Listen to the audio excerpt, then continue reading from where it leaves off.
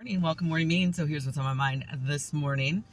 I was watching an episode of the Daily Stoic, and this time on YouTube. Usually I watch it on my phone through podcasts or not watch but listen. Anyway, you know what I'm trying to say. So I was watching a video on YouTube and it was Daily Stoic. And I really enjoyed this one. It was basically 8 practices that you can start the new year with or keep in mind as you go into the new year. And I've done some of this before, but this was a great reminder. And one of them on the list is this, and that is to pick one word for the coming year. That just one word. And so in the past, I've had that one word be persistence, for example. Sometimes it's courage, but it's this idea of finding that one word that can be your guide, your North Star, as Ryan Holiday wants to put it, that one word. And so that's what I'm thinking about today is what will my one word be for 2025? And that's a hard one for me to come up with right now because my mind is split in a couple different ways, different directions at the moment. So that's one thing that's on my mind is what would be my one word for the coming year. So think on that a bit. What would be your one word for the coming year? And how can you remind yourself of that one word on a daily basis? Post-it note, screensaver, journaling about it. What can you do? So go check out that video. It was over on YouTube, and I can't remember the full title, but if you just look up Ryan Holiday and 8 daily stoic habits or something like that, you'll probably find it for 2025. You'll probably find it.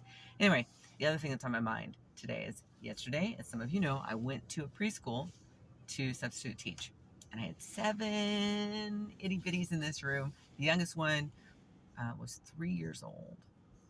Adorable little bugger. Just adorable. You could tell he's sort of mischievous. I mean, just a delight, actually. We were reading a story, and it's a book I've never read before, and it's about a duck, a little duckling that gets a cookie. And as I said, I've never read this before.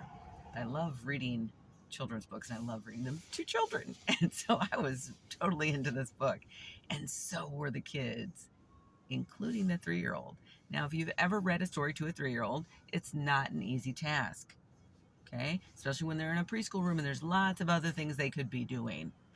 So I was excited that I was able to keep his attention for the most part. Keep his attention. Had I had him right near me, I probably would have kept his attention full on.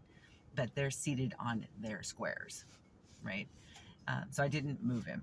Didn't want to disrupt that little apple cart there. So I didn't move him or relocate him. But I could have, I suppose. Anyway, it was a great little story because it's all about this little duckling that gets a cookie, and then another one comes along and is like, how'd you get that cookie? I never got a cookie. Well, I just asked for it politely. So it's really funny, the whole story, because of course in the end, the bigger goose or duck or whatever it is, gets the cookie from the duckling, because it gives it to him. It's like, you can have it, So it's about a couple things, right? It's about being polite when you're asking questions and asking for things, but also being willing to share with other people when you have something. Just being willing to share. And I thought, oh my God, that's a great lesson for all of us, right? Especially now and going into 2025 and the next several years. I think it's a valuable lesson to remember that we need to share. And there's a lot to share. And there's so many things that are around us that we could share.